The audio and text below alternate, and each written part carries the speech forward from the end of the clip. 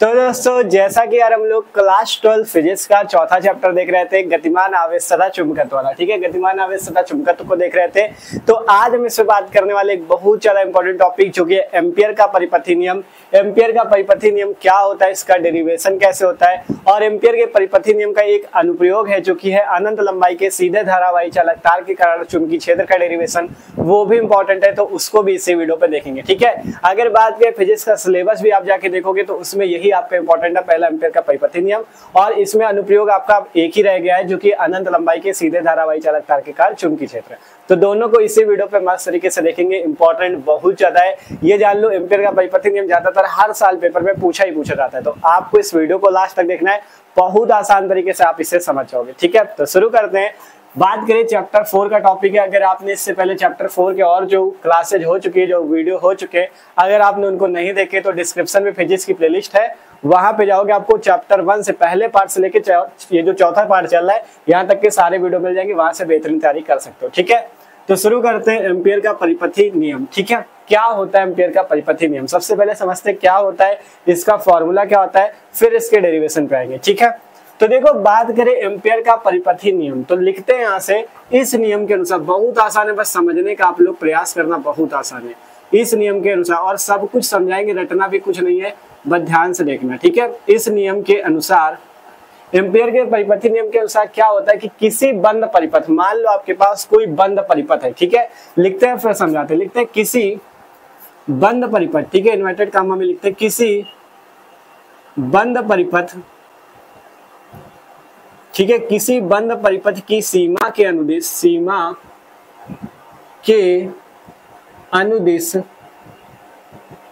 ठीक है, किसी बंद परिपथ की सीमा के अनुदिश चुंबकीय क्षेत्र, जो चुंबकीय क्षेत्र आपका होगा, चुंबकीय क्षेत्र, ठीक है, चुंबकीय क्षेत्र जो होगा, मान लो बी वेक्टर है, तो चुंबकीय क्षेत्र बी वेक्टर का जो रेखीय समाकलन होगा, ठीक है, बी वेक्टर का रेखीय समाकलन, ठीक है, चुंबकीय क्षेत्र बी वेक्टर का जो रेखीय समाकलन होगा, ठीक है, देखो कहा गया इस नियम के अनुसार किसी बंद परिपथ की सीमा के अनुदिश चुंबकीय क्षेत्र बी वेक्टर का रेखीय समाकलन पथ द्वारा घिरी, अभी क्या है सबको समझ में आएगा, बस पढ़ो। अभी लिखा गया पथ द्वारा घिरी नेट धारा आई का म्यू नॉट गुना होता है, म्यू नॉट ये होता है, म्यू नॉट गुना होता है, इसे ही एम्पियर का परिपथी नियम कहते हैं, ठीक है, म्यू नॉट गुना होता है। और ये जो एम्पियर का परिपथी नियम अगर आप ध्यान से समझो तो ये गॉस की प्रमेय जैसा है। गॉस की प्रमेय में क्या था कि आपका जो विद्युत फ्लक्स फाई ई था वो किसके बराबर था, आवेश q का 1/ε0 गुना, मतलब फाई ई बराबर q/ε0। वैसे इसमें है, इसमें क्या क्या गया, इस नियम के अनुसार, एम्पियर के परिपथी नियम के अनुसार किसी बंद परिपथ की सीमा के अनुदिश चुंबकीय क्षेत्र बी वेक्टर का रेखीय समाकलन पथ द्वारा घिरी नेट धारा आई का म्यू नॉट गुना होता है, ठीक है। देखो जो गॉस की प्रमेय थी उसे हम लोग ऐसे लिखते थे, फाई ई बराबर q/ε0, ठीक है, फाई ई बराबर q/ε0, और फाई ई को आप क्या लिख सकते हो, फाई ई को लिख सकते हो बंद समाकलन E vector dot D A vector, ठीक है, ऐसे लिख सकते हो, क्योंकि फाई ई बराबर क्या होता है, ई vector dot D A vector सूत्र होता है, तो यहाँ से आप क्या लिख सकते हो, q/ε0। तो ये आपका इसका क्या आता है, गणितीय रूप आता है, ठीक है। इसका गणितीय रूप क्या आता है, समाकलन E vector dot D A vector बराबर q/ε0। तो जैसे ये होता है गॉस की प्रमेय, वैसे ही आपका एम्पियर का परिपथी नियम। देखो समझते हैं, कहा गया किसी बंद परिपथ की सीमा के अनुदिश चुंबकीय क्षेत्र जो बी वेक्टर होगा उसका रेखीय समाकलन, तो चुंबकीय क्षेत्र बी वेक्टर का रेखीय समाकलन, तो समाकलन का चिन्ह इस टाइप से बनेगा रेखीय समाकलन का, जैसे यहाँ पे बना हुआ है, ये हो गया रेखीय समाकलन। चुंबकीय क्षेत्र बी वेक्टर का रेखीय समाकलन कहा गया, तो बी वेक्टर हो जाएगा चुंबकीय क्षेत्र, और इसका जो छोटा सा भाग होगा वो होगा डीएल वेक्टर, तो B vector dot DL vector जो होगा वो किसके बराबर होगा, वो होगा कहा गया पथ द्वारा घिरी नेट धारा जो आई होगी, आई का म्यू नॉट गुना का मतलब इसमें गुना कर दो, म्यू नॉट का गुना करना है, ठीक है, म्यू नॉट गुना आई इंटू म्यू नॉट। तो ये होता है फॉर्मूला, बंद समाकलन B vector dot DL vector बराबर आई इंटू म्यू नॉट, या आई इंटू म्यू नॉट न लिख के आप म्यू नॉट आई लिख सकते हो, ऐसे म्यू नॉट आई, यही होता है आपका क्या चीज, यही होता है एम्पियर का परिपथी नियम। तो है गॉस की प्रमेय जैसा, गॉस की प्रमेय में क्या है, बंद समाकलन या रेखीय समाकलन E vector dot D vector बराबर q/ε0, इसमें क्या है रेखीय समाकलन B vector dot DL vector बराबर म्यू नॉट आई, ठीक है।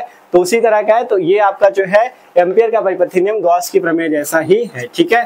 और ये है क्या चीज, इसमें कहा गया किसी बंद परिपथ की सीमा का अनुदेश। अभी बंद परिपथ क्या है, अभी बनेगा तब समझना जब डेरिवेशन होगा। अभी पहले पढ़ लो, किसी बंद परिपथ की सीमा के अनुदेश जो चुंबकीय क्षेत्र बी वेक्टर होगा उसका रेखीय समाकलन। तो रेखीय समाकलन के लिए रेखीय समाकलन का चिन्ह बना, इस टाइप से रेखीय समाकलन का चिन्ह बनेगा B vector dot DL vector, ठीक है। चुंबकीय क्षेत्र का रेखीय समाकलन, इसलिए चुंबकीय क्षेत्र B vector dot DL vector क्या है, डीएल वेक्टर एक छोटे से भाग का जो आपका छोटा सा अवयव होगा डीएल होगा, वही आपका डीएल वेक्टर है। और ये म्यू नॉट क्या है, म्यू नॉट का आपको पता है कुछ मान होता है। म्यू नॉट की वैल्यू कितनी होती है, म्यू नॉट की वैल्यू होती है 4 पाई इंटू 10⁻⁷ न्यूटन प्रति एम्पियर स्क्वायर, ये सबको पता होना चाहिए, ठीक है। और आई क्या है आपका नेट धारा, तो आई का म्यू नॉट गुना होता है, ठीक है। यही आपका क्या चीज है भैया, यही आपके पास आपका एम्पियर का परिपथी नियम है। अब बात आती है इसका डेरिवेशन कैसे होता है, ठीक है। इतना तो सबसे पहले आपको लिख लेना। अब इसका बात करते हैं उपपत्ति जो होती है डेरिवेशन, ठीक है। उपपत्ति, हिंदी पे उपपत्ति लिख सकते हो, इंग्लिश पे डेरिवेशन। डेरिवेशन कैसे होता है अब इसको समझते हैं, ठीक है। डेरिवेशन करने के लिए आपको करना क्या है, यहाँ पे एक सबसे पहले आपको एक तार ले लेना है, ठीक है। एक इस टाइप से आपको क्या लेना है, एक सीधा तार इस टाइप से ले लेना है, ठीक है। आपने एक सीधा तार ले लिया, ठीक है। इस टाइप से मान लेते ये आपके पास क्या है, एक सीधा तार है, ठीक है। ये आपके पास क्या बन गया, एक सीधा तार बन गया, ठीक है। अब क्या करते हैं, इस तार में मान लेते आई धारा प्रवाहित हो रही है। तार में धारा कितनी प्रवाहित हो रही है, आई धारा प्रवाहित हो रही है। अब इस तार से हम क्या मानते हैं, आपको एक पथ लेना होगा, तब तो पथ द्वारा घिरी नेट धारा की बात होगी। तो हम यहाँ पे मान लेते हैं हमारे पास एक वृत्तीय पथ है, यहाँ पे हम इस टाइप से वृत्तीय पथ बना लेते हैं, ठीक है। इस टाइप से एक वृत्तीय पथ बना लेते हैं, ठीक है। कौन सा पथ बना लेते हैं, वृत्त के आकार का पथ बना लेते हैं, वृत्त के आकार का रास्ता बना लेते हैं, जिसका जो केंद्र होगा वो इसी तार पर होगा, ठीक है। जिसका जो केंद्र होगा, एकदम सीधी लाइन आपको बनानी, जिसका जो केंद्र होगा वो इसी तार पे होगा। मान लेते हैं वो केंद्र क्या है, ओ है, ठीक है। वो केंद्र क्या है, ओ है। मतलब ये आपका एक तार था, ठीक है। इस तार को नाम दे दो XY। ये आपके पास एक XY नाम का तार है, ठीक है, जिसमें आई धारा प्रवाहित हो रही है। इस तार पे हमने क्या ले लिया है, एक वृत्तीय पथ इस टाइप से ले लिया है, ठीक है। ये क्या बना दिया हमने, वृत्तीय पथ बना दिया। और ये जो वृत्तीय पथ है इसका केंद्र ओ जो है ये तार पर ही स्थित है, ठीक है। इतनी बात समझ में आई। ये डेरिवेशन अब चल रहा है तो चित्र समझते रहना। ये केंद्र ओ है, ठीक है। अब मान लेते हैं, माना यहाँ पे अब वृत्तीय पथ है तो इसकी कुछ त्रिज्या भी होगी। मान लेते हैं इसकी त्रिज्या यहाँ पे आपकी है, ठीक है। ये आपकी इसकी त्रिज्या है r, ठीक है। ये वृत्तीय पथ की त्रिज्या r है। अब अगर आपको चुंबकीय क्षेत्र निकालना है तो हमें क्या करना होगा, यहाँ पे मान लेते हैं हम क्या कि इस पूरे वृत्तीय पथ में कहीं पे भी एक बिंदु P है, कहीं पे एक बिंदु P ले लेते हैं। यहाँ पे मान लेते हैं हमारे पास एक बिंदु P है, ठीक है। एक बिंदु हमने क्या मान लिया, P है, जिसपे जो आपका छोटा सा भाग जो dl होता है, मान लो इस वृत्तीय पथ का एक छोटा सा भाग dl वेक्टर है, ठीक है। जो dl वेक्टर है वो, और जो आपका चुंबकीय क्षेत्र B वेक्टर है वो मान लेते एक ही दिशा में कार्यरत है, ठीक है। क्या कहा हमने, इस बिंदु P पे जो डीएल वेक्टर आपका क्या है, डीएल वेक्टर को क्या बोला जाएगा, डीएल वेक्टर आपका ये जो छोटा सा लघु अवयव या छोटा सा भाग है, ठीक है। ये जो डीएल वेक्टर है और जो चुंबकीय क्षेत्र बी वेक्टर है ये क्या है आपका, एक ही दिशा में कार्य कर रहे हैं, ठीक है। एक ही दिशा में है, ये चीज लिख सकते हो, ये एक ही दिशा में, ठीक है। तो इस टाइप से चित्र बनता है। अब आसानी से चुंबकीय क्षेत्र निकालना है, आपके पास आपका आंसर आ जाएगा। वो आपके पास आपका ये जो प्रूव्ड करना है, क्या प्रूव करना है, एम्पियर का परिपथी नियम, वो आपके पास आ जाएगा, ठीक है। तो सिंपल से इस टाइप से चित्र बनता है। कुछ नहीं, चित्र में सबसे पहले माना XY एक तार है, ठीक है। एक अनंत, ये आपका अनंत लंबाई का सीधा धारावाही तार है जिसपे आई धारा प्रवाहित हो रही है। अब हमने क्या माना, इस तार से होकर गुजरने वाला एक वृत्तीय पथ मान लिया जिसकी त्रिज्या क्या है, r है, ये r त्रिज्या, और इसका केंद्र जो है वो तार पर ही स्थित है, O पर, ठीक है।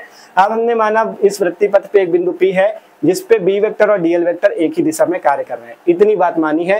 अब यहाँ पे आपको इसके बाद क्या लिखना है, माना वाली बातें लिख लेनी कि आपने चित्र में क्या बनाया उसकी रचना की है कि माना एक धारावाही तार XY है, उस पे एक वृत्तीय पथ, इस टाइप से आपको बातें लिखनी पड़ेंगी। तो हम यहाँ पे लिख देते हैं, फिर आपको अच्छे से समझाते हैं, ठीक है। तो देखो यहाँ पे लिखते हैं, ठीक है। तो अब हमने इसकी रचना यहाँ पे लिख दी और कोई भी इसमें रटने वाली बात नहीं लिखी गई है। इसमें जो चित्र में आपने बनाया वही बात लिखी गई है।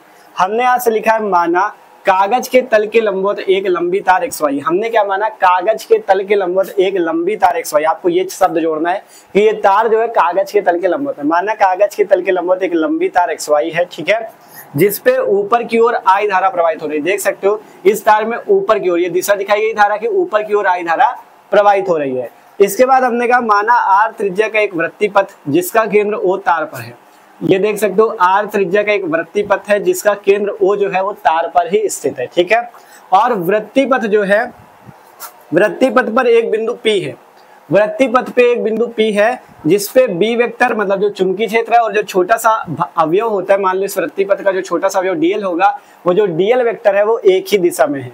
अतः क्या हो जाएगा, इनके बीच जो कोण हो जाएगा, मतलब B वेक्टर और dl वेक्टर के बीच जो कोण हो जाएगा वो थीटा की तरह हो जाएगा 0 डिग्री, क्योंकि जब B वेक्टर भी एक ही दिशा में, dl वेक्टर भी एक ही दिशा में, तो जब दोनों एक ही दिशा में होंगे तो थीटा कोण कितना बनेगा, 0 डिग्री का बनेगा। तो ये बात आपको सबसे पहले जो चित्र आपने बनाया है वो बात आपको लिख लेनी, कुछ भी रटना नहीं है, अपने शब्दों में बस लिख देना है, ठीक है। इतना हो जाएगा, अब समझ से आगे डेरिवेशन, ठीक है। तो यहाँ पे लिखते हैं इस वृत्तीय पथ के बिंदु P पर, सबसे पहले इस बिंदु P पे हम चुंबकीय क्षेत्र की बात कर लेते हैं, ठीक है।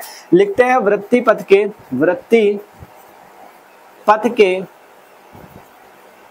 बिंदु P पर चुंबकीय क्षेत्र, ठीक है। वृत्तीय पथ के बिंदु P पर चुंबकीय क्षेत्र, ठीक है। बिंदु P पर चुंबकीय क्षेत्र, वृत्तीय पथ के बिंदु P पर चुंबकीय क्षेत्र, इसका सूत्र क्या आएगा, देखो जब भी आपका एक क्या होगा, इस टाइप से सीधा धारावाही चालक तार होगा अनंत लंबाई का, अगर उसके किसी बिंदु P पे चुंबकीय क्षेत्र निकाला जाएगा तो उसका सूत्र क्या होगा, B बराबर μ0/2 पाई I अपॉन में R। अब बात आएगी भैया ये सूत्र आया कहाँ से, तो टेंशन ना लो, जब अभी इसका अनुप्रयोग करेंगे ना अनंत लंबाई वाला, तब उसमें आपको यही फॉर्मूले का डेरिवेशन करना है, ठीक है। तो इसी को अभी वही से आपको ये मिलेगा, तो इसे मान लेना समीकरण 1। ये आपका क्या आया, किसी बिंदु P पे चुंबकीय क्षेत्र का मान B बराबर μ0/2 पाई I अपॉन R। इतना हो गया। इसके बाद क्या करना है, इसके नीचे से आपको लिखना है कॉपी पे, हम यहाँ पे लिख रहे हैं क्योंकि बोर्ड में जगह नहीं है, ठीक है। इसके आगे का यहाँ से लिखते हैं, ठीक है। अब इसके बाद क्या लिखते हैं, चुंबकीय क्षेत्र B वेक्टर का रेखीय समाकलन लिखते हैं, चुंबकीय क्षेत्र B वेक्टर का रेखीय समाकलन, क्योंकि हमें रेखीय समाकलन की बात करनी है ना, तो चुंबकीय क्षेत्र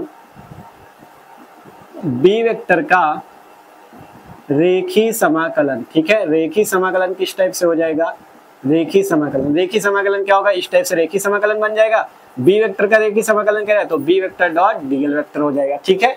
B वेक्टर का रेखीय समाकलन B vector dot dl vector, ये चीज हो गया। अब जैसे आप लोग गॉस की प्रमेय में देखते थे, मान लो इस टाइप से E vector dot dA vector, तो आप उसे क्या लिख देते थे, EDA cos थीटा, ठीक है। जब वेक्टर हटता था तो EDA मतलब जब डॉट वाला ये हटता था तो EDA cos थीटा लिख देते थे। वैसे ही B vector dot dl vector है तो इसे क्या लिख देंगे, BDL cos थीटा, क्या लिख देंगे, BDL cos थीटा। जैसे उसमें था EDA cos थीटा कर देते थे, वैसे इसमें BDL cos थीटा कर दिया, ठीक है। ये चीज होगा। अब इसके बाद थीटा आपको पता कितना है, थीटा हमने बता दिया 0 डिग्री का, तो लिख देते हैं चूंकि थीटा बराबर 0 डिग्री। अब थीटा 0 है तो यहाँ से रेखीय समाकलन B vector dot dl vector बराबर, यहाँ से क्या हो जाएगा, बंद समाकलन BDL और cos थीटा cos 0 हो जाएगा, ठीक है। थीटा की जगह 0, ठीक है। अब हल करते हैं। अब यहाँ से एक चीज आपको पता होनी चाहिए, cos 0 का मान क्या होता है, 1 होता है। ये चीज अगर पता है तो अच्छे से हल कर लोगे।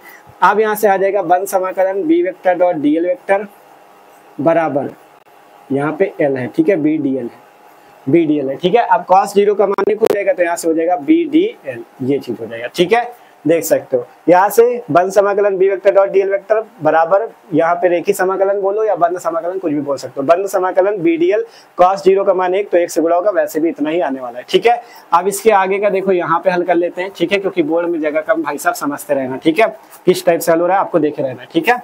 अब यहाँ पे क्या आ जाएगा, यहाँ से आएगा बंद समाकलन B vector dot dl vector बराबर, अगर यहाँ से देखो B आपका कांस्टेंट है तो B बाहर आ जाएगा और यहाँ पे बचेगा रेखीय समाकलन dl, ठीक है। क्या बच जाएगा, रेखीय समाकलन dl बच जाएगा, ठीक है। क्या बच जाएगा, रेखीय समाकलन dl। अब बात आएगी इस रेखीय समाकलन dl, ये जो रेखीय समाकलन dl है इसका मान क्या होगा, ठीक है। तो हमने बताया dl जो है एक छोटा सा भाग है, मान लेते ये एक छोटा सा भाग क्या है, dl है। dl एक छोटा सा भाग है इस वृत्तीय पथ का, तो जब dl छोटा सा भाग है, अगर आप उसका समाकलन करते हो तो मतलब देखो जब कोई छोटी सी चीज होती है अगर उसका समाकलन किया जाता है मतलब पूरे की बात हो रही है। अगर dl इस वृत्तीय पथ का छोटा सा भाग है, अगर उसका समाकलन किया जाएगा मतलब पूरे वृत्तीय पथ की बात होगी, और पूरे वृत्तीय पथ का मतलब पूरे वृत्तीय पथ की परिधि, पूरे वृत्तीय पथ की वृत्त की परिधि का सूत्र क्या होता है, 2 पाई गुणे त्रिज्या r है। तो यहाँ से आपको क्या लिखना पड़ेगा, बंद समाकलन जो dl है इसकी जगह हमें लिखना पड़ेगा 2 पाई r, ठीक है, मतलब 2 पाई इंटू r क्या है, त्रिज्या, और ये है क्या चीज, 2 पाई r परिधि है वृत्त की, ठीक है। तो यहाँ पे हम इसकी जगह क्या कर देंगे, 2 पाई r। तो यहाँ से क्या आ जाएगा, वन समाकलन B vector dot DL vector बराबर बी इंटू 2πr। इसे मान लेना है समीकरण नंबर 2, ठीक है, या इतना ही रहने दो, कोई दिक्कत नहीं, समीकरण 2 ना मानो, ठीक है। यहाँ से B vector dot DL vector बराबर बी उसी तरह है, जो वन समाकलन डीएल था इसकी जगह 2πr कर दिया। अब इसके आगे का यहाँ पे देखो, ठीक है, एडजस्ट करे रहना भाई साहब, क्योंकि बोर्ड में जगह नहीं है, ठीक है। इसके आगे से यहाँ तक आया है, ठीक है। इसके आगे आप देखो, अब यहाँ से लिखते हैं बी का मान समीकरण 1 से रखने पे, बी का मान ये जो आपने समीकरण 1 बनाया है ये, इसी के मान को हम वहां पे रखेंगे। तो बी का मान समीकरण 1 में रखने पर, ठीक है, बी का मान हम कहाँ पे रखेंगे, समीकरण 1 में रखेंगे। तो ये आपका समीकरण 1 से रखने पे, यहाँ पे लिखते हैं समीकरण 1 से रखने पे, ठीक है, बी का मान समीकरण 1 से रखने पे, क्योंकि इसमें हमें बी का मान रखना कहाँ से, समीकरण 1 से, ठीक है। तो यहाँ पे हम लोग समीकरण 1 से मान रखते हैं। तो यहाँ से वन समाकलन B vector dot DL vector बराबर, यहाँ से बी का मान कितना है, बी का मान है mu naught upon 2π I upon R, ठीक है। यहाँ पे mu naught upon 2π I upon में आर, और यहाँ से कितना है, इंटू में 2πr। ध्यान से देख लो, हमने केवल b का मान रखा है mu naught upon 2π I upon R, और 2πr उसी तरह से। आप देखोगे क्या जो कट रहा हो काट दो, ठीक है, 2π से 2π कट जाएगा, r से r कट जाएगा, बचा कितना, रेखीय समाकलन b vector dot DL vector बराबर म्यू नॉट और यहाँ से आई, यही बचेगा, जो कि एम्पियर का परिपथी नियम है। यही आपको प्रूव्ड करना था, लिख देना प्रूव्ड, मतलब यही आपका सिद्ध हो चुका है, ठीक है। तो सिंपल से इस टाइप से एम्पियर के परिपथी नियम का डेरिवेशन होता है। इसकी उत्पत्ति ऐसे की जाती है, सबसे पहले ये आपको लिखना है, फिर यहाँ से आए, फिर यहाँ से आए, फिर यहाँ से, फिर आगे तक, यहाँ तक पूरा प्रूव्ड हो चुका है ये डेरिवेशन, ठीक है। रेखीय समाकलन B vector dot DL vector बराबर म्यू नॉट इंटू आपका प्रूव्ड हो चुका है। तो इस टाइप से आपका प्रूव्ड किया जाता है एम्पियर का परिपथी नियम। सिंपल सा था, किसी बंद परिपथ की, जो बंद परिपथ आपका बनता है, इसी की सीमा के अनुदेश जो चुंबकीय क्षेत्र बी वेक्टर का रेखीय समाकलन होता है, वो आपका धारा आई का म्यू नॉट गुना होता है, और इस टाइप से इसका पूरा डेरिवेशन होता है, ठीक है। तो ये टॉपिक कंप्लीट है, 5 नंबर का इतना ही पूछा जाएगा। और जब आपसे अगर इसका अनुप्रयोग पूछा जाता है, जो कि अनंत लंबाई के सीधे धारावाही तार के कारण है, तो उसको भी देख लेते हैं, क्योंकि वो भी इंपॉर्टेंट है। तो देखो, इतना तो आपको आसानी से समझ में आ गया होगा। तो अब आप लोग इसके स्क्रीनशॉट कर लो। अब हम लोग अनुप्रयोग की बात कर लेते हैं, ठीक है। तो आशा करते हैं टॉपिक भी आपको अच्छे समझ में होगा। आप देखते हैं अनुप्रयोग को, ठीक है। और एक चीज जान लो, जो लोग चैनल पे ना हो सब्सक्राइब कर लो भाई, क्योंकि यहाँ पे क्लास 12 के सभी सब्जेक्ट की बेहतरीन तैयारी चल रही है। डिस्क्रिप्शन में प्लेलिस्ट है, केमिस्ट्री की, फिजिक्स की बेहतरीन तैयारी जाके प्लेलिस्ट से कर सकते हो, ठीक है। और इस वीडियो को अपने दोस्तों के साथ भी ज्यादा से ज्यादा शेयर करना, जिससे वो लोग भी आके चैनल से मस्त पढ़ाई कर सके, ठीक है। तो जल्दी से इसे नोट करो। आप देखते हैं इसका अनुप्रयोग, ठीक है। तो आप बात करते हैं एम्पियर के परिपथी नियम का अनुप्रयोग, जो कि है अनंत लंबाई के सीधे धारावाही तार के कारण चुंबकीय क्षेत्र का डेरिवेशन, ठीक है। चित्र सेम ही है, यही आपका यहाँ पे आपको लिख देना है, माना XY आपके पास एक सीधा धारावाही तार है, जिससे हम गुजरने वाला एक वृत्तीय पथ मान लेते हैं, जिसकी त्रिज्या R है, केंद्र O है। इस धारावाही तार पे I धारा प्रवाहित हो रही है, वृत्तीय पथ का एक बिंदु P है, जिसपे B वेक्टर और DL वेक्टर एक ही दिशा में कार्य कर रहे हैं, ठीक है। सेम चीजें सब कुछ लिख देना है। अब इसके बाद इसका डेरिवेशन कैसा होगा, अनंत लंबाई के सीधे धारावाही तार के कारण चुंबकीय क्षेत्र का, ये चित्र तो सेम बनाना है, ठीक है। जब ये पूछा जाए चित्र यही बनाना है। अब इस पे आपको सबसे पहले माना आना वाली बातें लिख लेनी है, इसके बाद आप सीधा डेरिवेशन पे आते हैं। आप लोग बातें सेम ही चीज लिखनी है, तो आप लोग बना के अपने शब्दों में लिख सकते हो, ठीक है। तो अब डेरिवेशन कैसे होगा, सिंपल आपको यहाँ से लिखना है एम्पियर के परिपथी नियम से। सबसे पहले आपको एम्पियर का परिपथी नियम लगाना है, एम्पियर के परिपथी नियम से, ठीक है। एम्पियर का परिपथी नियम क्या होता है, आपको लिखना है सबसे पहले रेखीय समाकलन B vector dot DL vector बराबर म्यू नॉट आई। ये होता है एम्पियर का परिपथी नियम। इसे मान लो समीकरण नंबर 1, समीकरण 1 मान लिया। अब जो ये B vector dot DL vector है, इसे आपको अलग हल कर लेना, ठीक है। फिर उसका मान समीकरण 1 में रख देंगे, आपके पास आपका फॉर्मूला आ जाएगा, ठीक है। तो यहाँ से जो ये आपके पास है B vector dot DL vector, इसको हल करते हैं। तो B vector dot DL vector को आपको क्या लिख सकते हो, आपको अभी पता चला है। B vector dot DL vector को लिख सकते हैं बी डीएल कॉस थीटा। क्या लिख सकते हैं, बी डीएल कॉस थीटा। और आपको पता है डीएल वेक्टर और बी वेक्टर एक ही दिशा में कार्यरत है, तो थीटा कितना हो जाएगा, 0। थीटा हो जाएगा 0। तो हल कर लेते हैं, रेखीय समाकलन बी डीएल कॉस थीटा की जगह कॉस 0, और कॉस 0 का मान भी अभी पता चला है। कॉस 0 का मान कितना होता है, 1 होता है, 1 होता है इसका मान। तो यहाँ से आ जाएगा समाकलन बी डीएल cos 0 का मान 1 हो गया, तो सिंपल आपके पास आ जाएगा बी डीएल, ठीक है। तो यहाँ पे अभी क्या आया, रेखीय समाकलन बी डीएल। आगे हल करते हैं इसके आगे का, रेखीय समाकलन बी डीएल आया। अगर नीचे ना दिख रहा हो तो यहाँ पे लिखे देते हैं, ठीक है।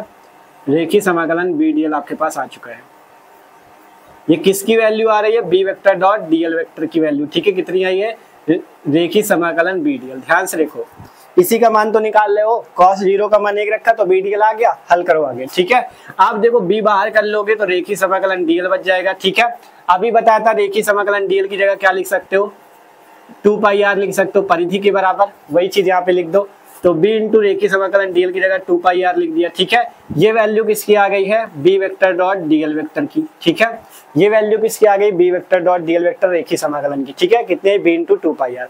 अब ये जो वैल्यू आई है, ये जो वैल्यू आई है, इसका मान हम लोग कहाँ पे रख देते हैं, इस समीकरण 1 में, ठीक है। लिखते हैं रेखीय समाकलन b vector dot DL vector का मान समीकरण 1 में रखने पे, समीकरण 1 में रखने पर, ठीक है। समीकरण 1 में रख देते हैं, आपके पास आपका फॉर्मूला आ जाएगा समीकरण 1 में रखने पे, ठीक है। तो समीकरण 1 ये है आपका, तो रखते हैं इसी में। यहाँ से कितना आ जाएगा, रेखीय समाकलन b vector dot DL vector की ही वैल्यू रखनी, इसकी जगह आपको क्या रख देना है, b into 2 pi R, b into 2 pi R, ये रख दिया, बराबर क्या, म्यू नॉट आई, ठीक है। इतना आ गया आपके पास, देख लो। इसकी जगह b इंटू 2 पाई आर आया, इसको रख दिया, बराबर क्या, म्यू नॉट आई। आगे हल करते हैं, ठीक है, आगे हल करते हैं। आगे देखोगे b का मान हमें निकालना चुंबकीय क्षेत्र का, तो 2 पाई आर जो गुणे में उधर भेद दो भाग में हो जाएगा, तो b बराबर देखो म्यू नॉट है, इसके नीचे 2 पाई रख लो, म्यू नॉट बटा 2 पाई, और ये जो i है इसके नीचे r रख लो। तो सिंपल यही फॉर्मूला होता है, b बराबर mu naught upon 2 pi I upon R. किसका फॉर्मूला, ये अनंत लंबाई के सीधे धारावाही तार के कारण चुंबकीय क्षेत्र का डेरिवेशन, और चुंबकीय क्षेत्र का फॉर्मूला सबको पता है, न्यूटन प्रति एम्पियर मीटर या वेबर प्रति मीटर स्क्वायर या टेस्ला, ठीक है। तो यही फॉर्मूला सिंपल सा आ जाता है, ये 2 पाई आर नीचे चला गया तो mu naught upon 2 pi I upon R, ठीक है। तो सिंपल सा फॉर्मूला, यही फॉर्मूला भी यूज हुआ था ना अनंत लंबाई के सीधे धारावाही तार के कारण चुंबकीय क्षेत्र का जो फॉर्मूला होता है, b बराबर mu naught upon 2 pi I upon R होता है, ठीक है। तो यही पूछा जाता है, एम्पियर का नियम बताओ, इसका डेरिवेशन करो। जब पूछा जाए एम्पियर का परिपथीय नियम और इसका डेरिवेशन करो तो केवल उतना बताना, लेकिन अनुप्रयोग पूछ ले आपसे, मान लो पूछा गया एम्पियर का परिपथीय नियम का कथन लिखिए, ये कथन है इसका। जब डेरिवेशन पूछे तो डेरिवेशन करके दिखाना, जब कथन पूछे तो इतना ही लिखना है, ठीक है। और अनुप्रयोग बताओ तो अनुप्रयोग इस टाइप से कर दो, ठीक है। तो आशा करते भाई साहब सबको ये टॉपिक जो था आसानी से समझ में आ चुका है। पूरी कोशिश की, कुछ भी रटना ना पड़े, आसानी से आप सीख जाओ, ठीक है। तो आशा करते वीडियो अच्छा लगा होगा तो लाइक कर लेना, और जो लोग नए हो सब्सक्राइब कर लेना, और कमेंट करके जरूर बताना आपको वीडियो कैसा लगा, ठीक है। तो मिलता है अगले वीडियो पे, और आप चाहो तो हमें इंस्टाग्राम और फेसबुक पे भी फॉलो कर सकते हो, उसकी लिंक आपको डिस्क्रिप्शन पे मिल जाएगी, वहां पे जाके फॉलो कर लो, ठीक है। तो मिलता है अगले वीडियो पे, इसे नोट कर लो।